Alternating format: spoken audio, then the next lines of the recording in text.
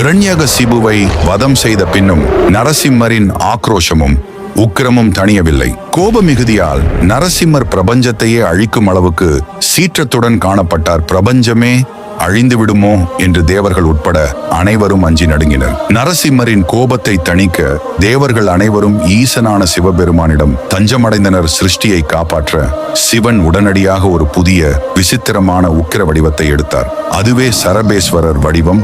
மனித உடல், பறவையின் இறக்கைகள், சிம்மத்தின் தலை கொண்ட பிரம்மாண்ட வடிவம். சரபேஸ்வரர் வானிலிருந்து நரசிம்மரை நோக்கி பறந்து அவர் மீது பெரும் பலத்துடன் இறங்கினார். சரபேஸ்வரர் தனது கூரிய நகங்கள் மற்றும் பலத்தால் நரசிம்மரின் உக்கிரத்தை கட்டுப்படுத்த தொடங்கினார். சரபரின் சக்திக்கு ஈடு கொடுக்க முடியாமல் நரசிம்மரின் உக்கிரம் முற்றிலுமாக தணிந்தது.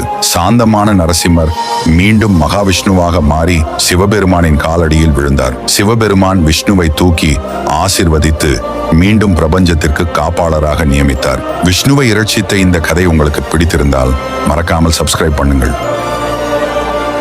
ஒரு நாள் சிவபெருமான் கைலாயத்தில் பார்வதி தேவியுடன் சதுரங்க பலகை விளையாட முடிவெடுத்தார். விளையாட்டின் ஆரம்பத்தில் இருவருமே தங்கள் திறமையால் சமபலத்துடன் இருந்தனர். ஆட்டத்தின் சுவாரஸ்யம் அதிகமாக பந்தயமாக தங்கள் உடைமைகளை வைக்கத் தொடங்கினர். சிவன் தனது புலித்தோல் ஆடையையும் மண்டை ஓட்டு மாலையையும் பந்தயம் வைத்தார். பார்வதி தேவியோ தன்னுடைய தங்கம் மற்றும் வைர நகைகளையும் விலைமதிப்பற்ற ஆடைகளையும் பந்தயம் வைத்தார். ஆட்டம் உச்சக்கட்டத்தை அடைந்து இறுதியாக கணேசர் பார்த்திருக்க பார்வதி தேவி வெற்றி பெற்றார். பந்தயத்தில் தோற்ற சிவன் தனது தோற்றத்தை ஏற்க மறுத்து சற்று கோபமாக பேசினார். இதனால் சிவனுக்கும் பார்வதிக்கும் இடையே ஒரு சிறிய இனிமையான வாக்குவாதம் ஏற்பட்டது. இந்த சண்டையின் முடிவில் பார்வதி தன் சக்தியாலும் கூர்மையாலும் சிவனின் ஆணவத்தை முறியடித்தார். விளையாட்டில் தோற்ற கோபத்தில் சிவன் கைலாயத்தை விட்டு நீங்கி தவத்திற்காக காட்டுக்கு சென்றார். தன் பிரிவை தாங்க முடியாத பார்வதி தன் கணவரை தேடி அலைந்தார். இறுதியில் சிவன் ஒரு குகையில் தவம் செய்வதைக் கண்டு தான் செய்த தவறுக்கு வருந்தினார். கணவருடன் மீண்டும் சேர பார்வதி மிக கடுமையான தவத்தை தபஸ் தானும் மேற்கொள்ள முடிவெடுத்தார். பார்வதியின் உண்மையான பக்தியால் மனமுருகிய சிவன் புன்னகையுடன் அவரிடம் திரும்பினார். இந்த வீடியோ உங்களுக்கு பிடித்திருந்தால் சப்ஸ்கிரைப் பண்ணுங்கள். ஆதி காலத்தில் படைப்பு கடவுளான பிரம்மாவுக்கு 5 தலைகள் இருந்தன. அத்துடன் அகங்காரமும் இருந்தது. நானே இந்த பிரபஞ்சத்தின் முதல்வன், சிவனை விட சிறந்தவன் என்று அவர் ஆணவத்துடன் பேசினார். பிரம்மாவின் அகங்காரத்தை கண்ட சிவபெருமான் ஒரு பயங்கரமான வடிவத்தை உருவாக்கினார். அந்த வடிவம்தான் கால பைரவர், சிவனின் உக்கிரமான வடிவம்.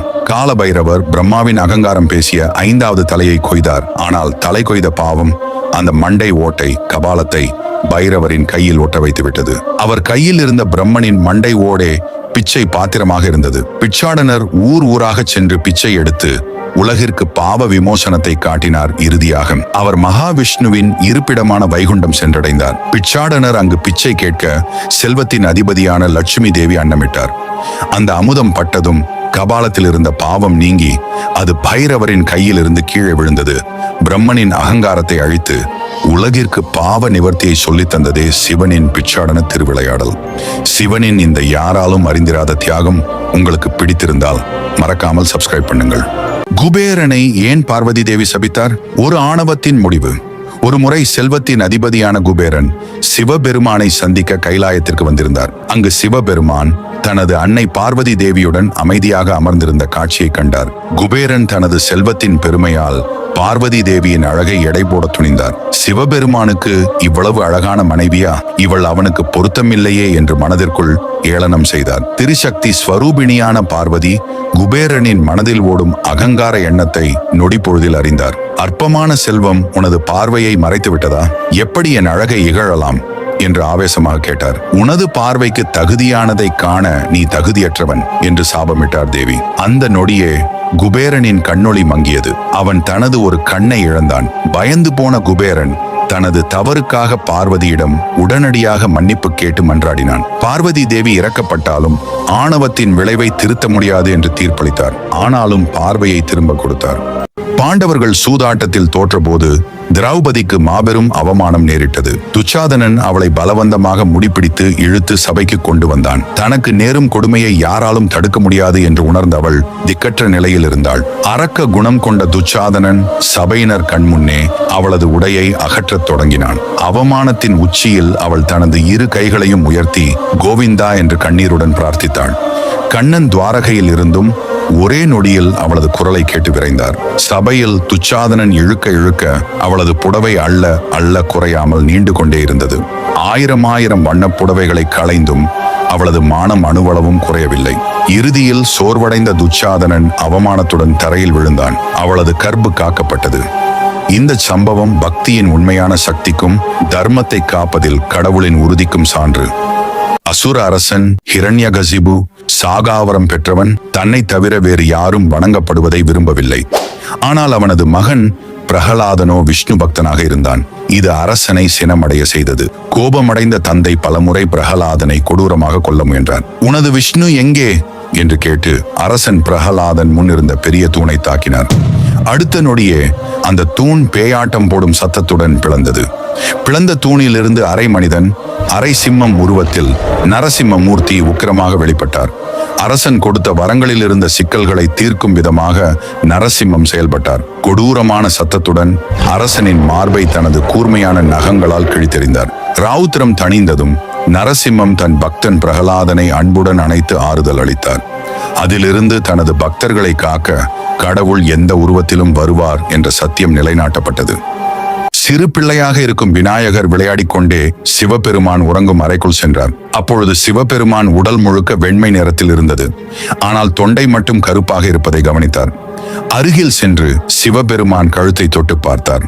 அப்பொழுது அவர் கண்களுக்கு சில காட்சிகள் வந்து சென்றது. அதோடு கணேசனுக்கு கடுமையான ஒரு வலியும் ஏற்பட்டது. உடனே அங்கிருந்து கண் கலங்கிக் கொண்டு தன் அன்னையான பார்வதி தேவியிடம் சென்று நடந்ததை கூறினார். ஒருமுறை அசுரர்களும் தேவர்களும் சமுத்திரத்தை கடைந்தனர். அதிலிருந்து மிகவும் கொடிய விஷம் வெளிவந்தது. அப்பொழுது அனைவரும் தங்களை காத்துக்கொள்ள உன் தந்தையை நோக்கி பிரார்த்தனை செய்ய உன் தந்தையும் அந்த விஷத்தை பருகினார். அது வெளிவந்தால் உலகம் இருளில் மூழ்கிவிடும் என்பதால் அதனை தன் தொண்டையிலேயே நிறுத்தி வைத்தார். அந்த சமுத்திரம் விஷ்ணுவிற்கு லட்சுமி தேவியை கொடுத்தது, தேவர்களுக்கு அப்சர கன்னிகளை கொடுத்தது, வானத்திற்கு சந்திரனை கொடுத்தது. ஆனால் எனக்கு மட்டும் வலியை கொடுத்தது கணேசா. சில சமயங்களில் நம்மை நாடி வந்தவர்களின் பாதுகாப்பிற்காக என்ன வேண்டுமானாலும் செய்யலாம். ஆகவே உன்னை பிரார்த்திக்கும் பக்தர்களை என்றும் கைவிட்டு விடாதே கணேசா என்று அறிவுரை கூறினார்கள் பார்வதி தேவி. விபரீதமாய் வந்த நஞ்சு அமுதாய் உண்ட கண்ணன். கம்சன் அனுப்பிய பூதனை புட்டானா என்ற ராட்சசி அழகிய பெண்ணாக வேடம் பூண்டு கோகுலத்தில் நுழைந்தாள். அவள் நோக்கம் கிருஷ்ணனை தன் விஷம் தோய்த்த மார்பகத்தின் பாலை கொடுத்து கொள்வது. யசோதை அறியாமல் அந்த விஷம் நிறைந்த பாலை குழந்தைக்கு கொடுத்தாள். விஷம் கலந்த பாலை உண்ட சின்ன கண்ணன் பயப்படாமல் அவளது உயிரையே உறிஞ்சத் தொடங்கினான். அடுத்த நொடியே புதனை வலி தாங்க முடியாமல் தனது உண்மையான ரூபத்தை வெளிப்படுத்தினான். அவளது ராட்சசி உருவம் வானத்திற்கும் பூமிக்கும் இடையே மிக பிரம்மாண்டமாக இருந்தது. மக்கள் நடுங்க அந்த பிரம்மாண்டமான அரக்க உடலின் அடியில் குழந்தை கண்ணன் கவலையின்றி விளையாடிக் கொண்டிருந்தான். யசோதை ஓடி வந்து கண்ணனை பத்திரமாக அணைத்துக் கொண்டு கண்ணீர் விட்டாள். பாலகிருஷ்ணனின் சக்திக்கு முன்னால் எந்த விஷமும் தீங்கு செய்ய முடியாது என்று நிரூபணமானது. ராமருக்கு பட்டாபிஷேகம் செய்ய வேண்டிய நாள் அயோத்தி நகரம் முழுவதும் கோலாகலமாக அலங்கரிக்கப்பட்டிருந்தது. ஆனால் மந்தரையின் தூண்டுதலால் கைகேயி தனது கணவர் தசரதரிடம் 2 வரங்களை கேட்டாள். முதல் வரம், தனது மகன் பரதன் அயோத்தியின் ராஜாவாக வேண்டும். 2வது வரம், ராமர் 14 ஆண்டுகள் வனவாசம் செல்ல வேண்டும். இந்த கொடுமையான வரங்களை கேட்ட அரசர் தசரதர் துக்கத்தால் அரியணையில் மயங்கி விழுந்தார். இந்த அரசியல் சூழ்ச்சியால் பட்டாபிஷேகத்தை எதிர்நோக்கி இருந்த மக்களின் ஆரவாரம் ஒரே நொடியில் துக்கமாக மாறியது. ராமர் சற்றும் தாமதிக்காமல் தனது கடமையே தந்தை கொடுத்த வாக்கு என்று ஏற்றுக்கொண்டார். அவருக்கு பின்னால் லட்சுமணனும் சீதையும் வனவாசம் செல்ல தயாரானார்கள். பரதன் திரும்பி வந்து உண்மையை அறிந்த போது அவர் மன்னராக மறுத்து ராமரின் பாதணிகளை அரியணையில் வைத்தார். ஒரு குடும்ப பிளவிலிருந்து தேசத்தின் தர்மம் பாதுகாக்கப்பட்டு மக்கள் 14 வருட நம்பிக்கையை தொடங்கினர். கிருஷ்ணர் ஏன் தன் அன்பு மகனை சபித்தார்? ஒரு முறை கிருஷ்ணரின் மகன் சாம்பா மற்ற யாதவ இளைஞர்களுடன் சேர்ந்து ஒரு விபரீதமான விளையாட்டு ஆடினான். அவர்கள் துர்வாச முனிவர் உட்பட சில முனிவர்களை சீண்டுவதற்காக சாம்பாவை கர்ப்பமாக இருக்கும் பெண்ணாக வேடமிட்டனர். கர்ப்பமாக இருக்கும் சாம்பாவுக்கு என்ன குழந்தை பிறக்கும் என்று முனிவர்களிடம் கேலியாக கேட்டனர். அந்த முனிவர்கள் கோபமடைந்து இந்த கர்ப்பிணி ஒரு இரும்பு உலக்கையை பெற்றெடுப்பான் என்று சாபமிட்டனர். இந்த கொடூர சாபத்தை பற்றி அறிந்த கிருஷ்ணர் உடனடியாக சபிக்கப்பட்ட உலக்கையை தூளாக்க உத்தரவிட்டார். எனினும் அந்த பொடியை கடலில் வீசும்படி கட்டளையிட்டும் அந்த பொடி நாணல் செடியாக வளர்ந்தது. கிருஷ்ணர் தன் சொந்த மகனை சபிக்கவில்லை, ஆனால் அந்த இரும்பு உலக்கையை உருவாக்க காரணமாக இருந்த சாம்பாவின் செயலை சபித்தார். கொஞ்ச காலத்திலேயே யாதவர்கள் ஒரு திருவிழாவின் போது மது அருந்தி அந்த நாணல் செடிகளை கொண்டு சண்டையிட்டனர். முனிவர்களின் சாபத்தால் ஒருவரையொருவர் கொன்று யாதவ குலம் முழுவதுமாக அழிந்தது. சாகா வரம் பெற்றவர்கள் கூட அகங்காரம் மற்றும் அவமரியாதை காரணமாக விதியின் விபரீதத்திற்கு ஆளாவார்கள் என்பதை இக்கதை உணர்த்துகிறது. கிருஷ்ணரின் அதிர்ச்சியூட்டும் திட்டம். குருக்ஷேத்திர போரிலிருந்து கர்ணனை காப்பாற்ற. குருக்ஷேத்திர போருக்கு சற்று முன்பு கர்ணனின் மனதை மாற்ற கிருஷ்ணர் ஒரு அதிர்ச்சியூட்டும் திட்டத்துடன் அவனை சந்தித்தார். கிருஷ்ணர் கர்ணனிடம் அவன் பாண்டவர்களின் மூத்த சகோதரன் என்ற உண்மையை உடைத்தார். கர்ணா, நீ சூரியனின் புதல்வன், பாண்டவர்களின் அண்ணன்.